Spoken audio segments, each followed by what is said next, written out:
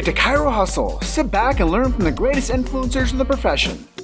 This week's episode is brought to you by Imaging Services, Chiro Moguls, Mahalo Wellness, Chiro Health USA, The Goodman Factor, Chiropractic Rocks, Chiro Tax Pro, and Digital Hustle. Let's hustle. Hey guys, welcome to episode 218 of the Chiro Hustle podcast. I'm your co-host Luke Millette. Here is your host Jim Chester. So today we had the opportunity of interviewing Dr. Patrick Montgomery, and if you want to hear a real knowledge of history from 44 years of experience, stay tuned.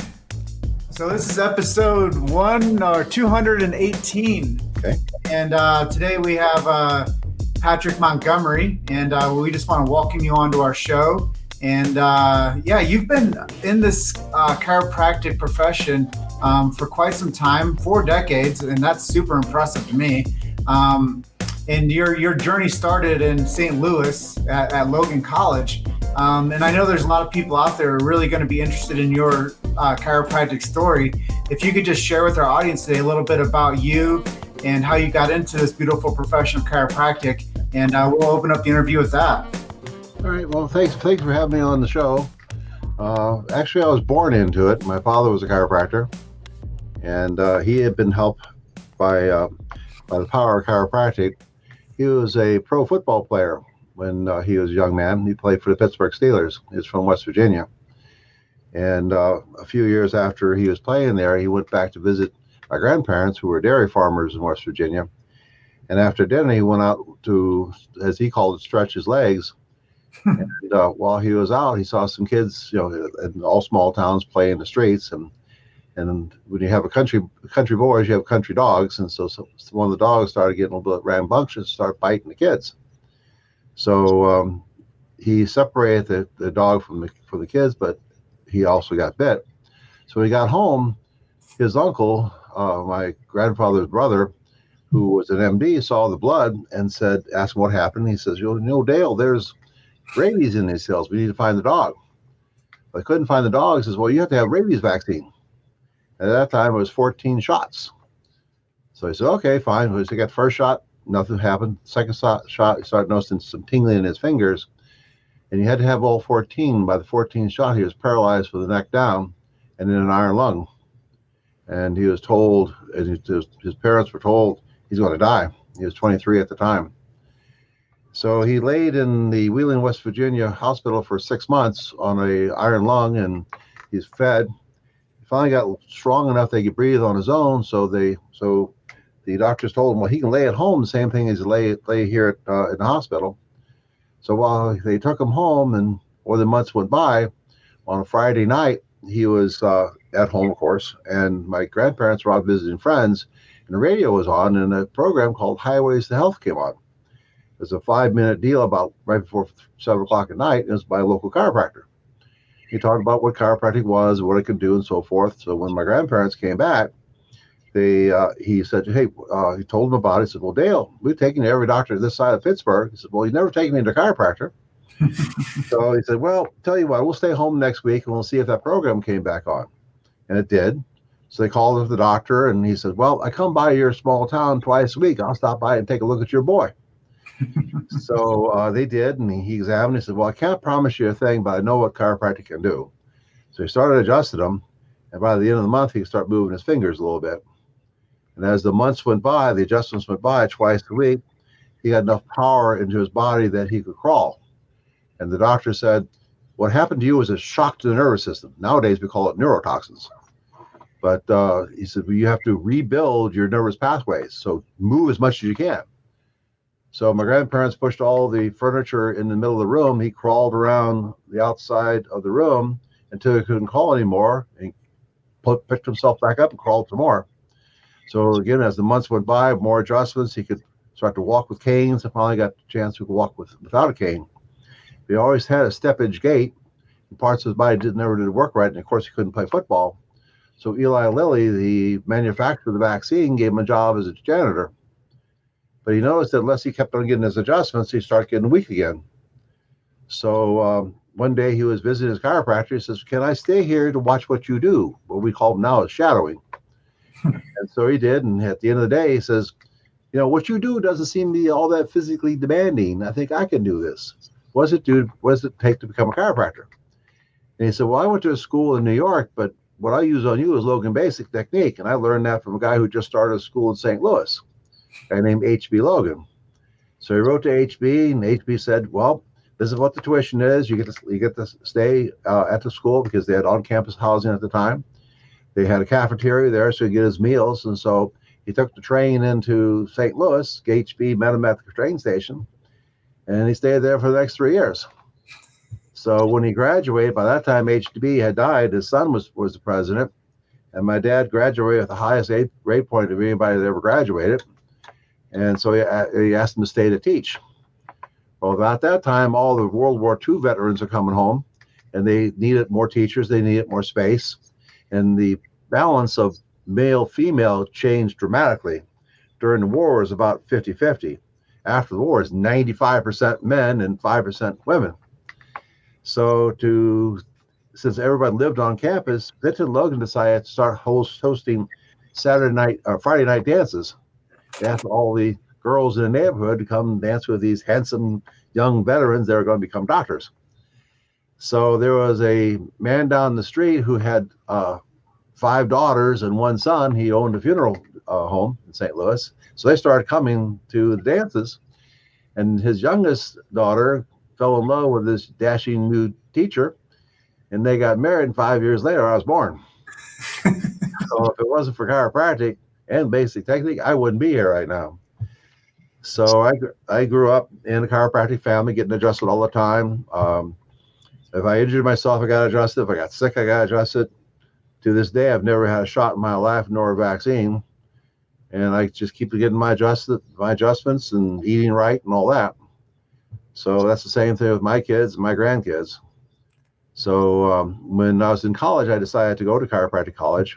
So growing up in the chiropractic family at that time was kind of tough.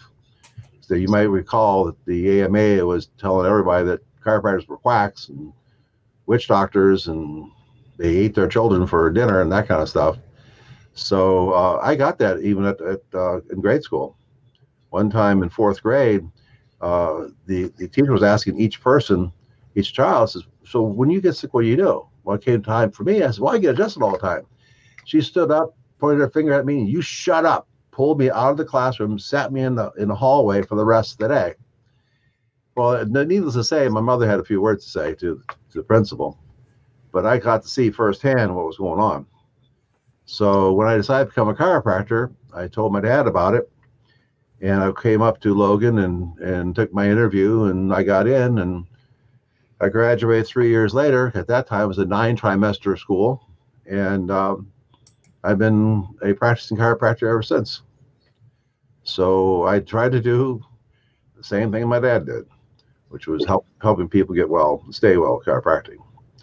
And that's been my goal since the day I graduated. What a fascinating narrative of this chiropractic story. And I think that you came into this profession as a 2nd-generation chiropractor at all odds against you.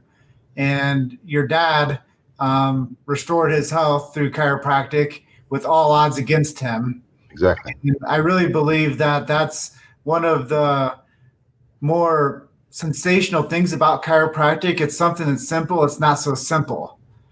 And the adjustment can allow the body to go back to that balance and to the alignment. And so many times people think of alignment as, staying posture and keeping like head over shoulders and shoulders over hips and hips over knees and knees over ankles. And yeah, posture alignment is very important. But I know that you, because I read your storied biography that you sent us, it's about 7 pages deep. And I read each line about you. And one of the things that you really are interested in is pediatric chiropractic. Yeah. And Webster's technique and learning how to work with the development of the nervous system with children. Mm-hmm. And that has a profound impact on the life of someone as of yourself. So, it's really cool to hear your story and to read about you, but also to have you share your information and your story with our audience is really powerful. So thank you for sharing that story with our audience today. Sure, sure. It's something that if it didn't happen, I wouldn't be here. And I'm happy to share it with you. I share it with my students. I've taught at 4 different chiropractic colleges over the years. And the students need to know that there's a whole lot to chiropractic, and that, this is not just a therapy, it is a way of life. And that it is its own healing art. Yes, there's what they call traditional medical, but there's also other healing forms in this world, and one of the best ones is chiropractic. I mean, I'm almost speechless just because you say it's so simple.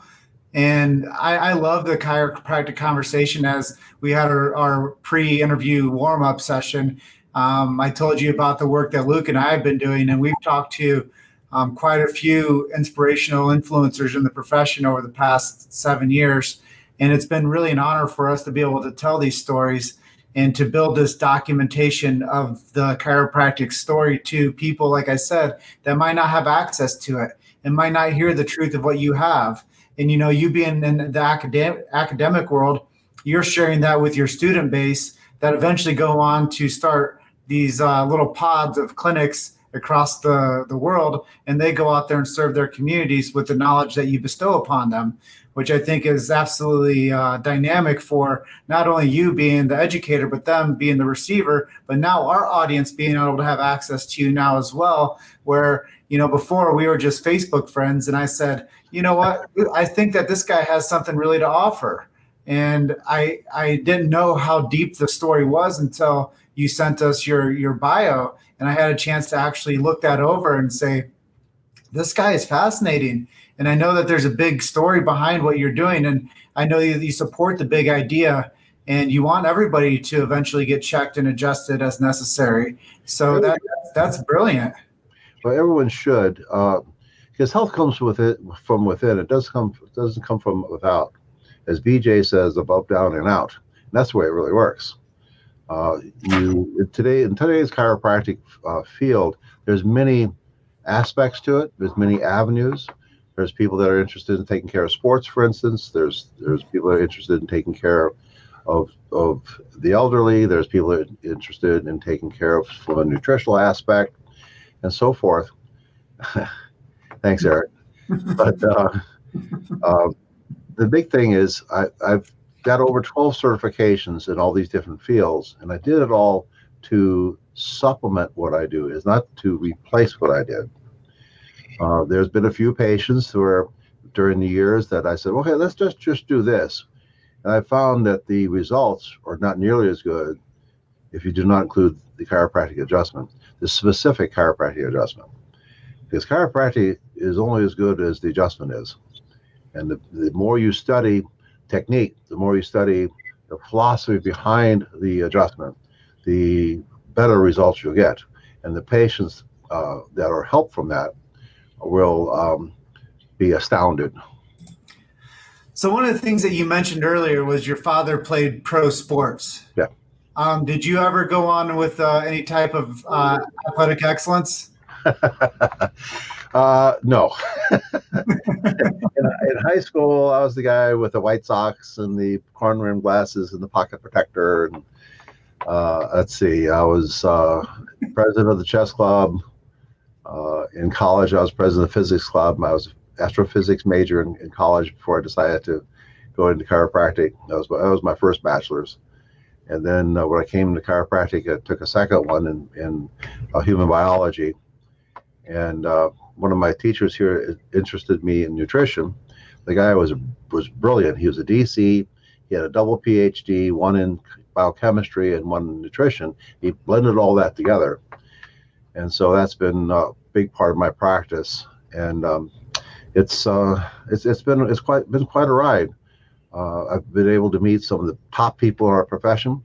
I got to meet a lot of the what we call the chiropractic elders before they passed away. I remember when I met Dr. Fred Barge. I was a brand new teacher out at Palmer West, and I was the token Logan guy. Everybody else was either Palmer or some other school. And a lot of people didn't realize that Barge, after he had graduated, he'd actually take a 6-month course here at Logan to learn the biomechanics behind Logan. And even though he was a Gonstead practitioner, he used it towards, he used the biomechanics, he learned it from basic to make his chiropractic adjustments better.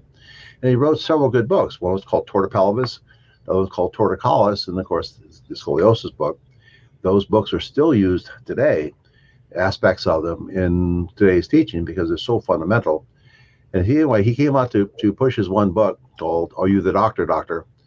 in 1982 at Palmer. And so the President John Miller brought all the teachers together. At that time, I think we had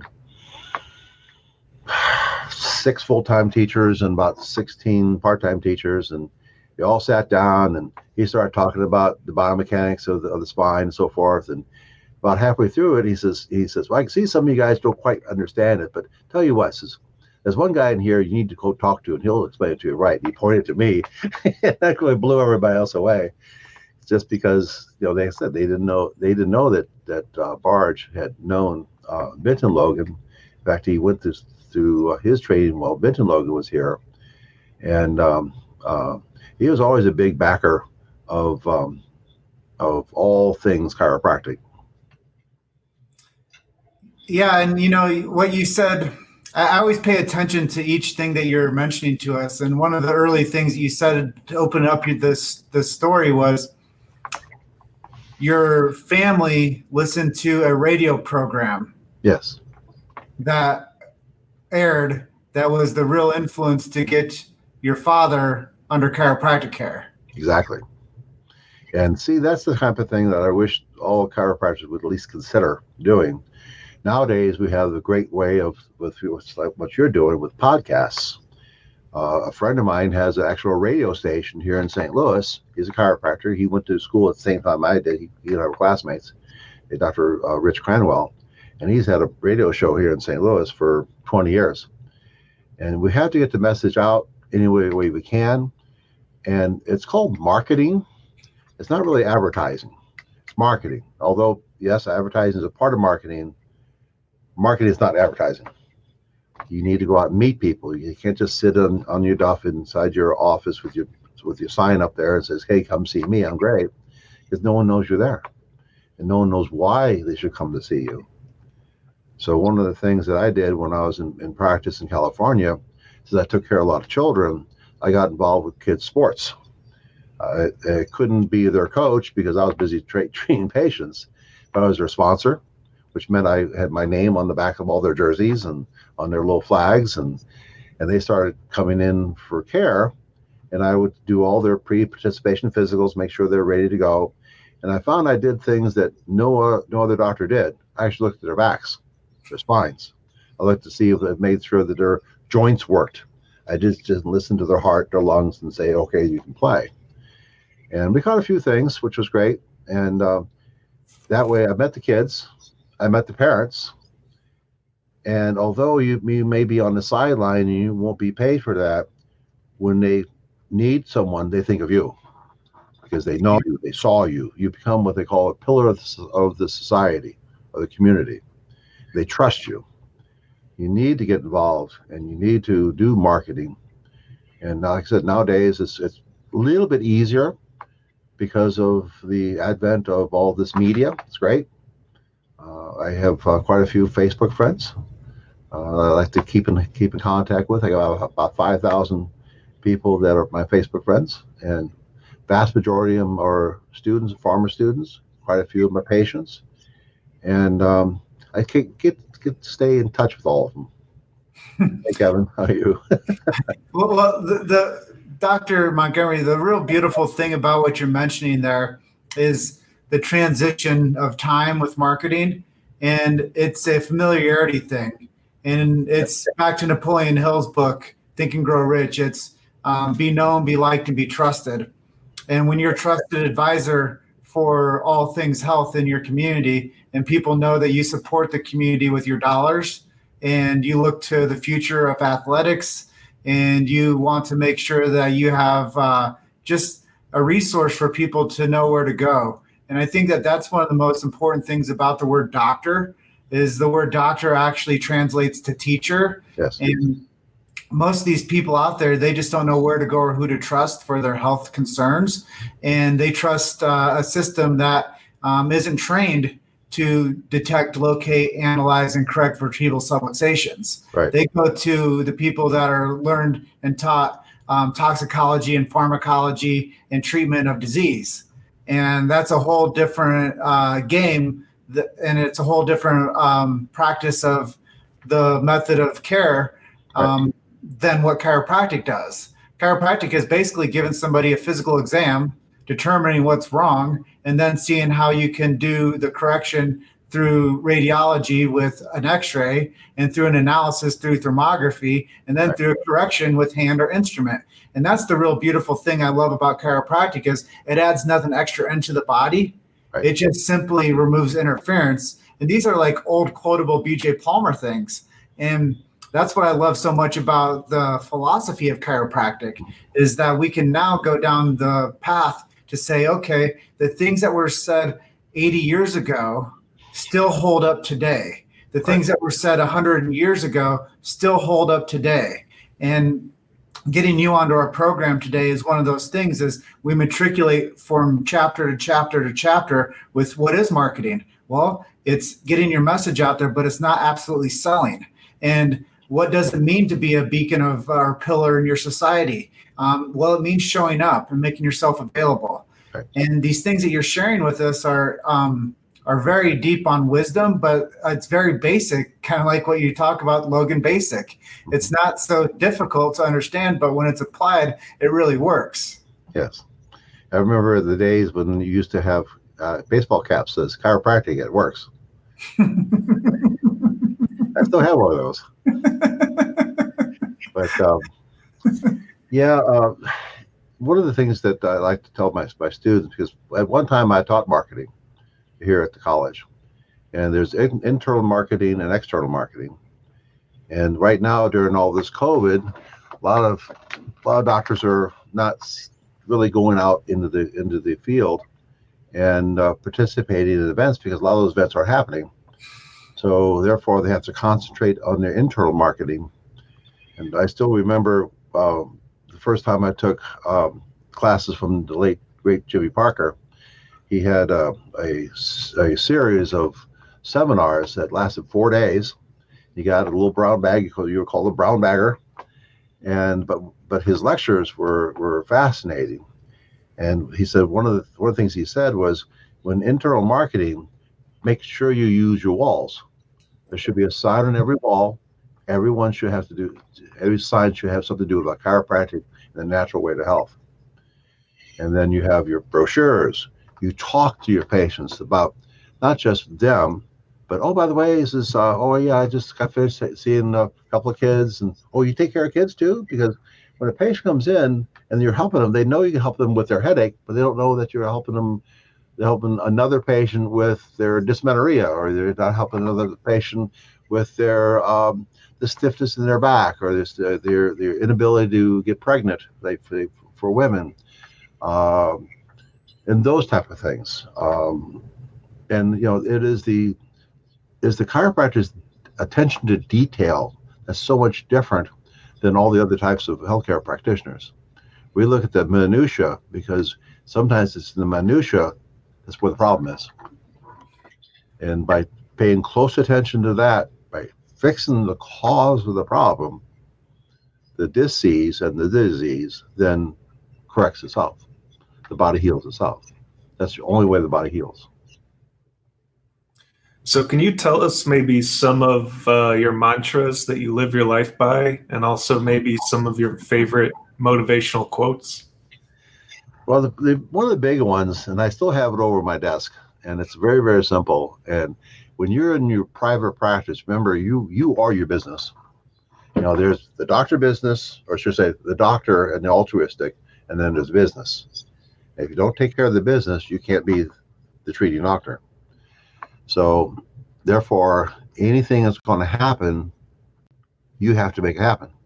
So my little saying is I got from Dr. Parker was, if it's to be, it's up to me. Whenever there's a problem, when there's something needs to be done, don't wait around for someone else to do it. Figure out how it can be done. Now you may get someone else to do it for you, but you still got to make sure it gets done. The bills have to be paid. You have to go out and say, when we're talking about our marketing, when you say you're going to be there, you be there. In fact, you be the first person there. For many years, I worked with the United States Swimming. My daughter was a competitive swimmer, and the first time she went to a swim meet, and we went to it, I thought, okay, this swimming is a seasonal thing. No, it's all year round. And so I went to the first swim meet, and she had a heat at 9 o'clock, at noon, and about 4. The rest of the time, there was nothing going on. I was sitting in the stands, twiddling my thumbs, thinking, this is not me. This is not me. I need to get up and going. So soon after that, there was a gentleman that came by and said, hey, we're looking for people who want to be volunteers as a judge. And I said, what does that take? And he said, well, you come to the meets and you watch the swimmer swim, and we'll teach you what to look for and make sure they're doing it right. And I said, is this like take you all day? He said, yes. Well, I'm in. Because I'd be there anyway. My daughter's there. Well, I did this for about a few months, and then our swim team had an away meet in Lake Tahoe. And while I was there, had just been elevated from a 1, which is newbie, to a 2, which means I could stand on my own.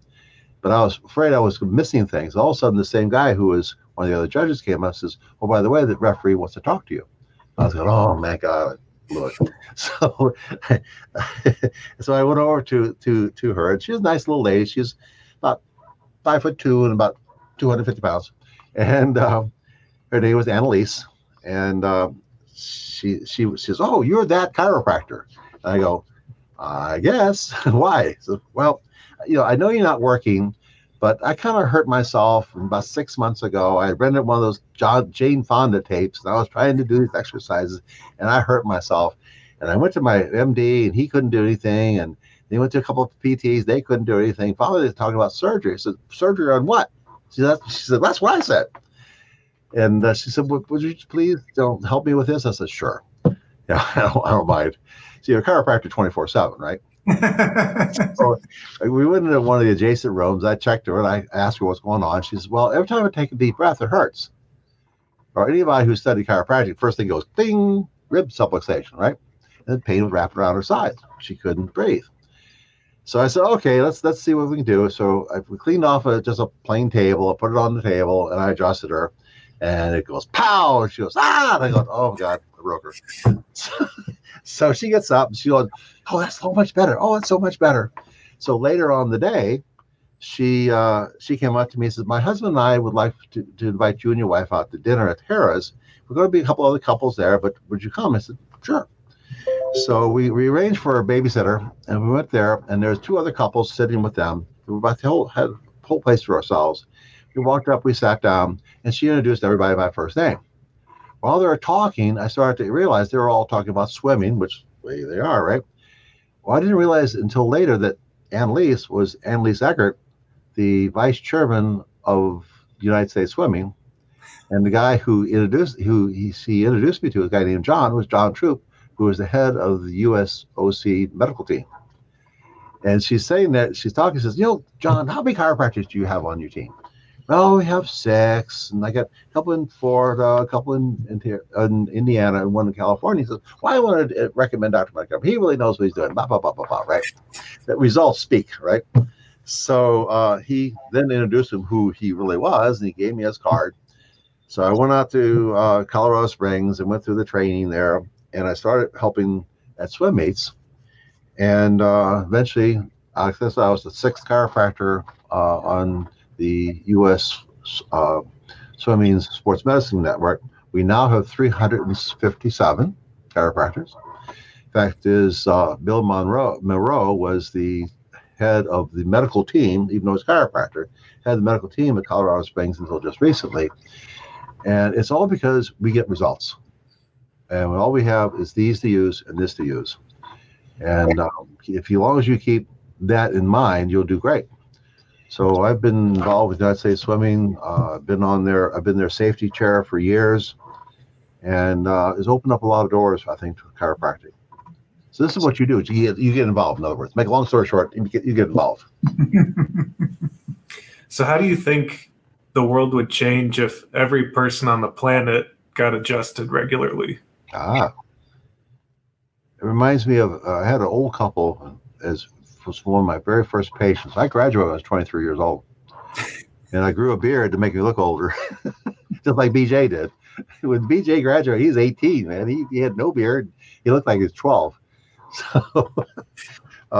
So this old couple came in there in their 70s.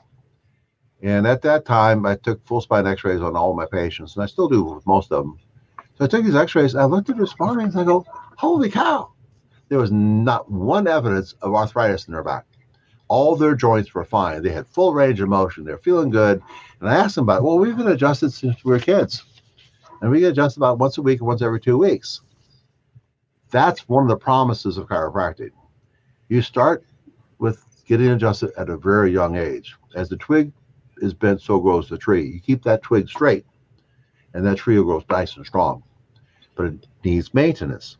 Just like you go to the dentist maybe twice a year, get your teeth clean, you got to have your spine looked at and maintenance done on the spine.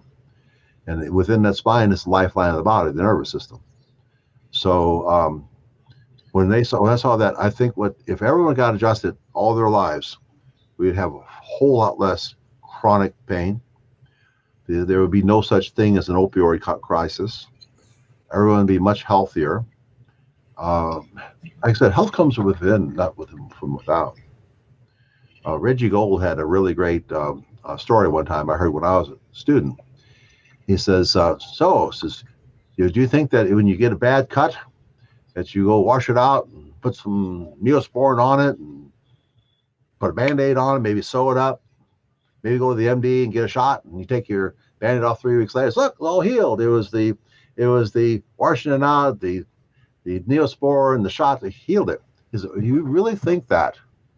Then go down here to the corner meat market, grab yourself a big hunk of meat, cut it, wash it out, put some Neosporin on it, sew it up, give it a full shot, put a Band-Aid on it. And you know something? When you take that Band-Aid off 3 weeks later, what you're going to see? Nothing. Because life is what heals.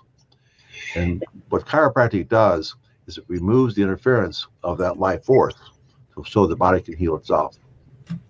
If we had people getting adjusted on a regular basis, this whole chronic pain, this whole health crisis that you see would be much different. And I really think that's the goal of all chiropractors, at least I think that should be, is to keep telling people the chiropractic story, get them in there, get their spines checked, get their subluxations fixed, and allow the body to heal itself, and they'd be much happier. You made it to Chiro Hustle. Sit back and learn from the greatest influencers in the profession. This week's episode is brought to you by Imaging Services, Chiro Moguls, Mahalo Wellness, Chiro Health USA, The Goodman Factor, Chiropractic Rocks, Chiro Tax Pro, and Digital Hustle. Let's hustle. You touched on a really important topic there, and that's self-responsibility for knowledge. And that's why I love the big juicy analogy when it comes to like how does the body like heal naturally. Right. And the number one doctor inside of everyone is the innate intelligence, and the number one doctor inside the body is the one that heals itself. That's right. And I learned this probably about 5 years ago. I did 600 spinal screenings in 2.5 years, and just went so efficient and effective on that strategy. I learned how to sell chiropractic second to none. And when I went out there, Dr. Montgomery, I went out there, and one of the things I would tell people is, if you cut yourself, do you have to look at it and tell it to heal? And I go, no, you don't, because the body heals naturally, because it's not supposed to be sick and bleed to death. Right. So it's back to what you said. If you take something dead, and you throw Neosporin on it and you expect it to come back to life. No, it doesn't happen. It's against the law of life. And that's one of the things I really like to tell people. And I use a Sid Williams analogy too. And, I tell them about gravity. And they're like, oh, I don't believe in chiropractic. I'm like, well, you don't have to believe in chiropractic for it to work. That's right. You don't have to believe in gravity for it to work either. But it's on, and it's working for you right now. Right, exactly. I just hope someone threw out that steak and no one ate it. So can you tell us who are some of your heroes that could be, living or passed on? And if you could pick anyone on the planet to have lunch with, who would it be? Well, I've served 13 years on the board of the History Association for Chiropractic. And I've had the pleasure of investigating and getting to know historically a lot of different people. A lot of people say, "What about BJ?" Well, he might not. That would be a good one. What about Willie Carver? That would be a good one. Those type of things. But the one I would really like to would be D.D. Palmer. The guy is an avant-garde thinker, way ahead of his time, and I think that getting to know more and more about him. Now, Todd Waters has several great books on the early life of D.D. We have some really good articles that are written in the Journal of the History Association. But I think if I only had one choice, that would be the person. Now, if I had a handful, there'd be quite a few others. Well, I think that resonates with a lot of people because I think people don't realize what it took back in that era to be a trailblazer and to become an educator and an innovator and to start an education resource. That's why, we have the Harvards of the world and we have the Yales of the world and we have all the Ivy League schools. And because it took a great mind with a great motivation to be an educator and to create a legacy. And I really believe that if we want to talk about the first and foremost of the Palmers, D.D. was the real trailblazer and he was the real educator and the visionary. And just by luck of chance, we have BJ becoming D.D.'s son. And a lot of people out there don't know that actually D.D. is Canadian. Right. And Port Perry, Ontario, to be exact. Actually, it's Pickering, Ontario. Pickering. Pickering, Ontario is just outside Port Perry. Well, they have a park. They have a park in Port Perry commemorating D.D. Palmer as their own. So I know that. I've been there. I've seen it. So they want to claim them, okay? Yeah, you bet they do. might bring up a couple chiropractors for tourism. Oh, talk about that. If you want to get a good tour, if you haven't done it already, please go up to Palmer and tour the Palmer Mansion. A good friend of mine, Dr. Roger Hines, is the curator. He's also past president of the History Association, and he'd be happy to give you all a tour.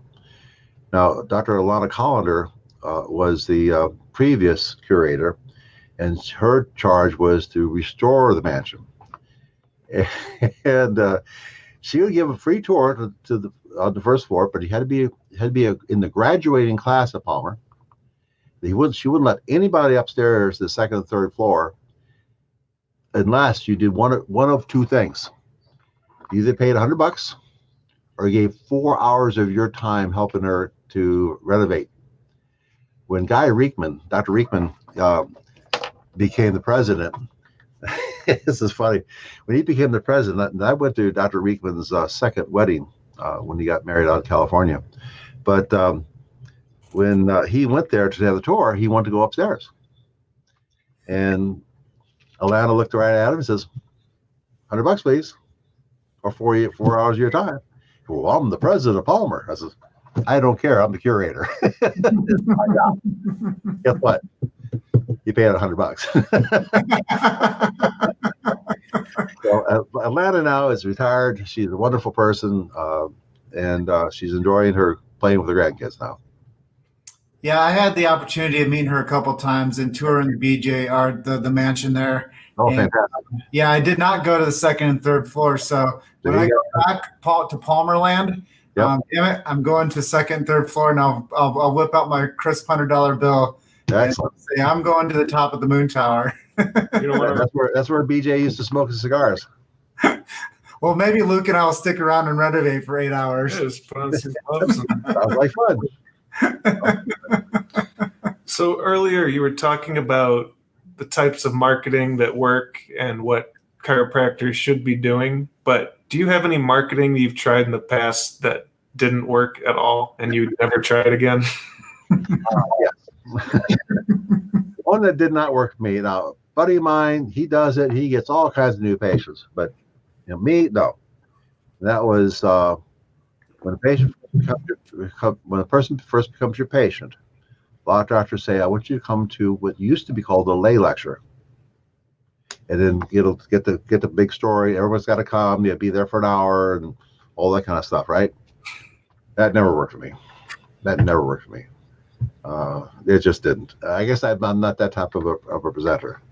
Like I said, I've known doctors that just, I signed up 34 new patients last night. I go, how do you do that? For me, it just didn't work. What worked for me was getting involved in the community. And then, some people that would get that lay lecture down, they might not get involved in the community. Right. And they might not feel, I think one of the things you said earlier was about people getting involved and doing something proactive. Yes. And you also mentioned how it was new school marketing and old school marketing and how you have 5,000 Facebook friends. And Yes. I think that that's really important, is to be social on social and to be able to harvest your community and deploy knowledge to them. And what I do realize is we're at a juncture where it's not lack of information, it's too much information. And it's widely available now for people to be able to go on to different platforms like Chiro Hustle and listen to chiropractic messaging. Right. And you were mentioning earlier also that it would be a great service for the students at Logan to learn how to do podcasting effectively and to be able to broadcast from a mic and a light and a webcam. Yep. And I think that would be highly effective for the future of chiropractic, is to have more people out there that have the training, the skill sets, and the ability to be able to basically become a WOC and brand it, and Right. to be able to get that message out there wide and far. So I just want to give the opportunity to you. If you ever want to go tour the Palmer Mansion, let's do it. Okay. And two, if you ever want Luke and I to come down and give a master class on podcasting to the Logan students, we just developed a master training course with 9 modules involved in it that we can train anybody from a neophyte to an expert probably in about 4 hours. All right, let's plan on it. So I'm from Davenport, Iowa.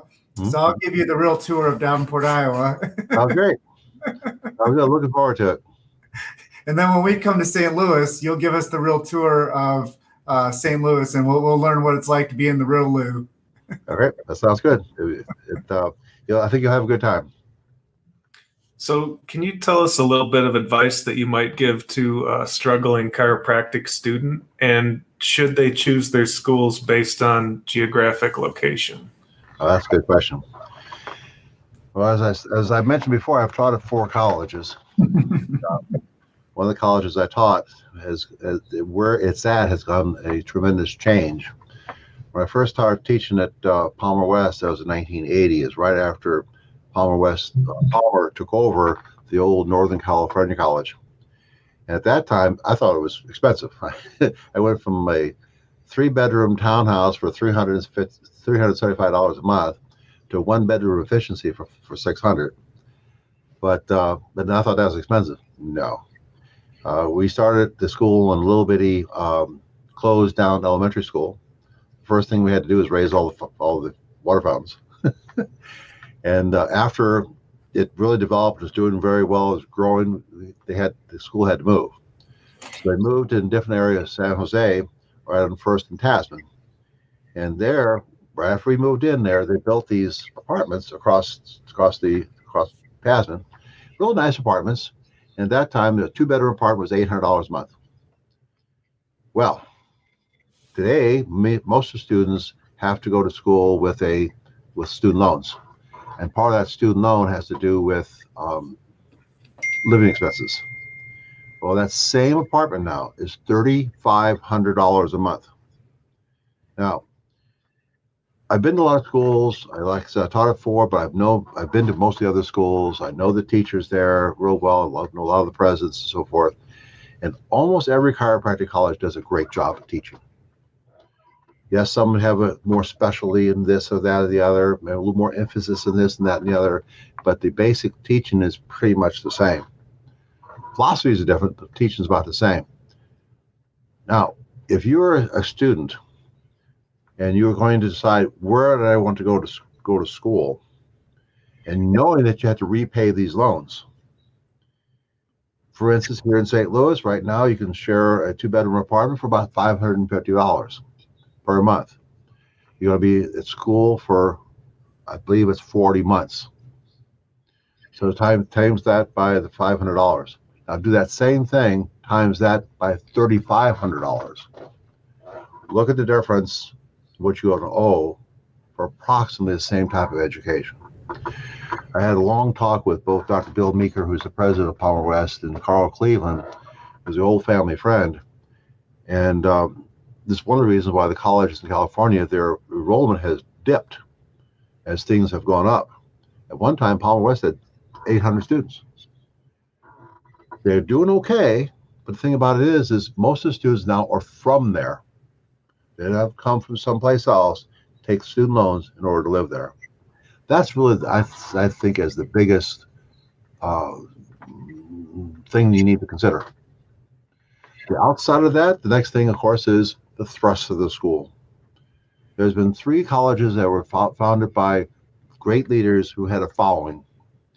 One had to do with technique, that was Logan. One had to do with business, that was Parker. One had to do with philosophy, and of course, that's Life. So if you're looking for perhaps more of one of those, look towards the school's overall mission and their vision statement. It kind of gives you an idea of the kind of education, the spin of that education that particular institution has. Like I said, all the schools are wonderful schools. They have great teachers. They have strong leaders. And they're doing their best. I think Life West has really come on strong with the past 2 presidents, and they went from the brink of almost closing to now they're doing great. Well over 600 students. Of course, they're in part of the Bay. It's not quite as expensive as where Palmer West is. But those are the considerations I would like to throw out. Well, let me ask you a couple. One's more popular, and one is maybe a least popular, like add-on question to that. Okay. Most popular would be based on weather. Do you think people should really take in consideration if they should go to, like, say, Palmer, Florida, Davenport, Iowa, Northwestern, New York College? Sure. Do you think that they should be like, or do you think California is like the place for weather? I don't know. I know the St. Louis has decent weather too. Well, that's one of the reasons why as soon as Palmer, Florida opened up, it was bam, they were at capacity right away. They can't shoehorn another student in there. Part of it's because of the weather. Mm-hmm. Now, National in Florida is a completely different spin on how they run their school. There's a new one down there called Kaiser. Kaiser is, again, a different spin. Of those 3, I've only visited 2 of those. I have not gone to the Kaiser one yet. But the Palmer, Florida one was a great school. I like the beach myself. When I was practicing in California, I was 20 minutes away from the beach and 2 hours away from the slopes. And so I had the best of both worlds. But the weather has a big thing to do with it, but the last thing has to do with cost. Mm-hmm. If it didn't cost so darn much to live in California, I think the schools in California, especially the ones in the Bay Area, and even the one down in LA, would have 3 to 4 times the amount of students. because I remember one of my students asked me, he says, well, told me, he said, well, I was considering going to Northwestern instead of going to St. Louis. But I called up there in January and says, how's everything up there? Well, we got 3 feet of snow. I said, that's crisp, -12. And he goes, I'm not going there. So he wanted to be at least not always a frozen cube, ice cube. And you know how cold it gets in Davenport. I've been to Davenport in the winter. Yeah. I mean, when I communicate with people, I kind of like jokingly tell them, yeah, I spent 30 years of hard labor in Davenport, Iowa. Yep. And, it's kind of it's a joke, but it is real. And I think that Dee Dee and BJ must have gotten like the sell of a century on land in Davenport, Iowa, and they just said, you know what, we got this place for $1. This is where the school's going to go. It is a good place to go to college. It really is. And now is a bit more serious add-on question to that too is from your position of being an educator and being around the profession for quite some time, when it comes to chiropractic colleges removing chiropractic from the actual title of the school, what is it? How does that settle with you? Well, personally or professionally? I guess you can answer it for whatever makes you whatever emotionally charges you. Well, the way I look at it, and I tell my students that when they decide what they're going to call their office, they should include the word chiropractic. They should include their own name. I really don't like it when I drive down the street and I see, let's come up something that no one's using right now, otherwise I'll get some bad mail. Fit for Life Center as a chiropractor. Well, first off, you don't know it's a chiropractor. There's no word chiropractic in it. You don't know who's there because if you talk to any patient that's been a chiropractic patient, except for perhaps going to the joint, they go to that chiropractor. They're looking for that chiropractor. I'm looking for Dr. Sally Jones. I'm not looking for Fit for Life. And I think the same way with the chiropractic colleges. I have seen some of the colleges starting to kind of reverse track a little bit of that. For instance, when some of the colleges became universities, they dropped the word chiropractic. Now I'm starting to see them say Cleveland University - College of Chiropractic. They're throwing it back in there. And I think that really is necessary. To call your school a school of health sciences dilutes the message, personally. And that it may be a great thing for the board of trustees to think about. It brings in more money. But the thing about it is the way I look at it is chiropractic has fought off the medical giant for 100 years. And it's done so by relying upon itself. To take a college, a chiropractic college, and try to bring in something else, you have to carve out part of that monetary pie to get that to work. At one time, we had over 300 chiropractic educational institutions, all independent. At any one time, like for instance, 1928, we had over 120 chiropractic educational institutions operating at the same time. Due to different reasons, some of them had to fold, some had to consolidate. But being a student of chiropractic history, with very few exceptions, we're seeing some of those today. Any school has tried to incorporate other things and kind of add that, and then not so much push to chiropractic, have failed. Some of you may not know that one time when they were looking for a new president here, and I put my name in it for the ring just to see, and I got interviewed, and they actually asked me that question. I said, "Well, we're thinking about maybe adding, other programs. What do you think?" And I said, I gave them this, and I knew this is not the answer that they wanted to hear. And I told them exactly what I just told you. They failed. Now, I hope and pray that in today's world, I'm wrong, because some of the schools have been able to do this so far successfully. But like I said, I've seen some of them start to add the word College of Chiropractic back into their overall name. I think that's a good thing. Amen. Listening to you tell the truth is something that will go down in history for us, because us as a show and as a keeping free speech alive in the chiropractic profession, supporting innate intelligence, subluxation-based chiropractic lexicon, it's so important to hear your powerful comments at the end of this interview with us, telling people maybe not the same way I would tell them, but the way that you would tell them. And I would say, damn it, put chiropractic back into chiropractic colleges. And when you want to create health sciences, there's a lot of colleges out there that have that. And if you want to become a chiropractic university, then keep chiropractic university in the name of the school. But when it comes to taking the chiropractic out for a popular demand from board of trustees, that's a bunch of, as we would say in 1920s Iowa talk, hogwash.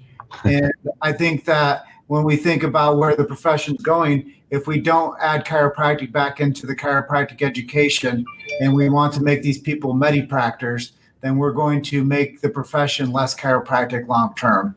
So that's just me from my journalistic bark. But I do think what you said was a bit more eloquent than the way I say it. But I want people to also know that from a non-chiropractic perspective, that I understand the profession and where it needs to have nurturing, and it needs to be nurtured back into the original tenets and the original root message of what chiropractic is. And that's a chiropractic education. It's not a health science education. And you can get a sub education in health science and become a chiropractor, but to push an education out there for somebody to be confused as what their actual degree is in, I think that that's really where the profession will go down rather than up. So kudos to you for your message on keeping chiropractic in chiropractic. Good. I think that's the way to do it.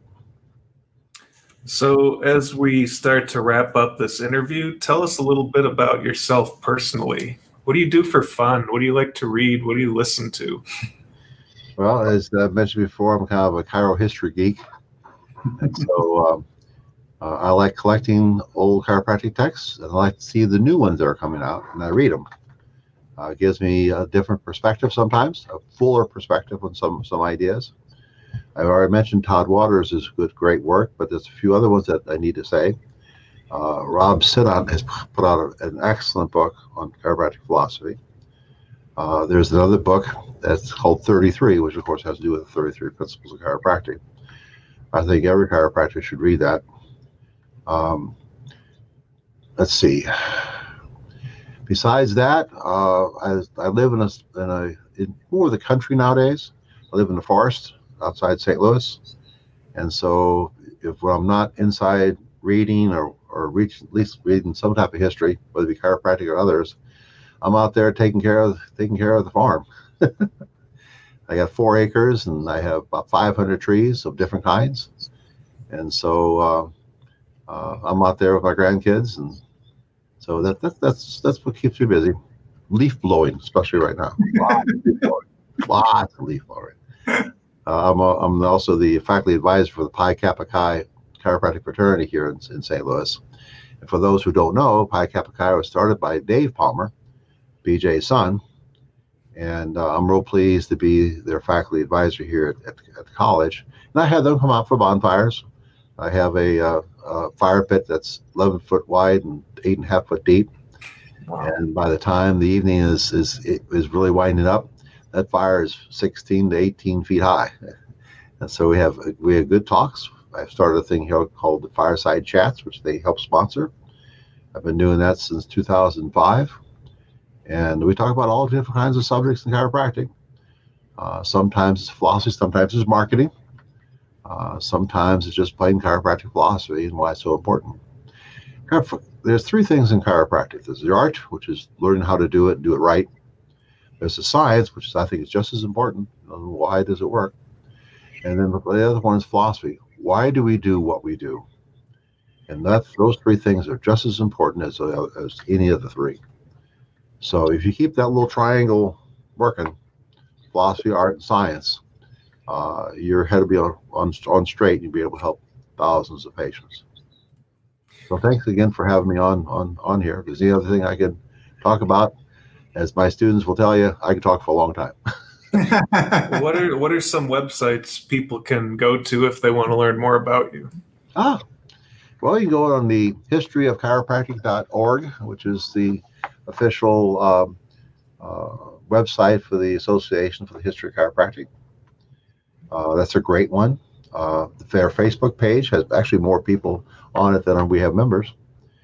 There's another Facebook page called Chiro History that Todd Waters is up and going. Another one, Simon Sensen. Simon is really an interesting man. He really is. If you get a chance to meet him, get to know him, he has a world of information. He is like a bulldog. Once he grabs a hold of something, he tries to shred every last little detail out of it. And he's got some new books too. And he's got his own website called the Institute of Chiropractic, in other words, TIC. So I encourage you to think about looking at those websites.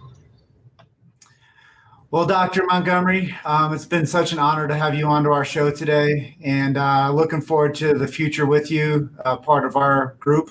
And thank you for sharing your knowledge and wisdom and education and your real story about chiropractic. Well, thanks for having me on, and hopefully that a lot of people get to see this, and I'm sure you'll make sure that happens. Absolutely. We'll leverage every media source that we have access to, and looking forward to one day seeing you down for one of those fireside chats and hopefully influencing those young students on how to curate information to spread this great message of chiropractic. Sounds wonderful. Thank you, Dr. Patrick. Have a great day now. All right, you too. Bye-bye now. Bye. Thanks for listening to Chiro Hustle. Don't forget to subscribe and check back next week to continue hustling.